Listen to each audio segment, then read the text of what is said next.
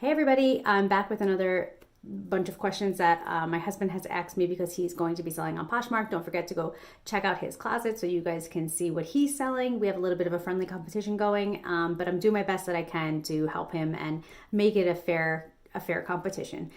So this one I wanted to piggyback on. I had just done about product sizing and how you guys should take pictures with a tape measure or measuring tape in your pictures to show sizes of everything.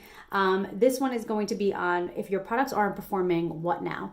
So in my personal opinion is if you don't have measurements on those pictures or in those descriptions, go ahead and put those in. You might want to adjust the price a little bit, or you might want to take completely different pictures. Now this is something that I've learned from Nasty Gal. I don't know if you guys remember. Nasty Gal was a website for clothing. I think it's still around, but the former CEO is no longer part of it. Her name was Sophia something. I had read her book, and her book had said that she was really good at stylizing items and stuff like that. So if something wasn't selling well on the website, she would be like, put it on this model, change up this, blah, blah, blah. And so I kind of adapted that in my head and thought like, yeah, like look at your stuff critically. Would you buy the things that you had listed with the current pictures that you have for it?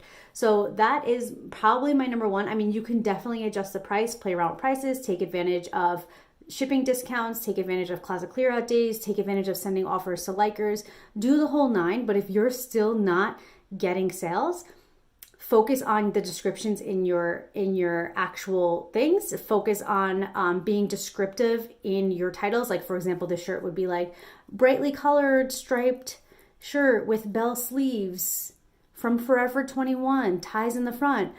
Be really descriptive, but then really focus on getting those pictures right, especially that first image. You want to make sure that it's bright and inviting and just makes it feel like somebody wants to buy that. If you feel like you also want to take the next step and start stylizing those pictures, like put it on a model or model it yourself and put some accessories with it, it could really be a fun thing. Again, think of it as a social app. Think of it like an Instagram, but also has the e-commerce side of it where you're actually selling a product. So you want to make sure that it's inviting and detailed and just all that jazz. So just make sure you kind of capture that all in your pictures. And again, look at your closet subjectively, objectively, I never know the word.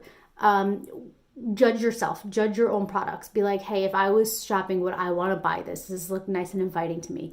Maybe it has like balls on it. Like get those off. Maybe clean up some deodorant. Do the work. Do the work if you want to sell your stuff. So I hope that this helps. I love you guys and I'll see you guys later. Bye.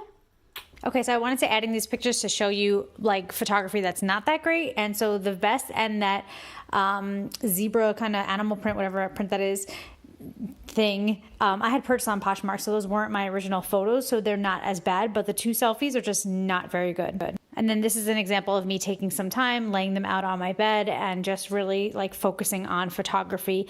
On these I kind of did like close-up pictures, but obviously in the listing you can see the entire image. I just thought that this looked interesting and you could also see measurements and stuff, so I hope this helps.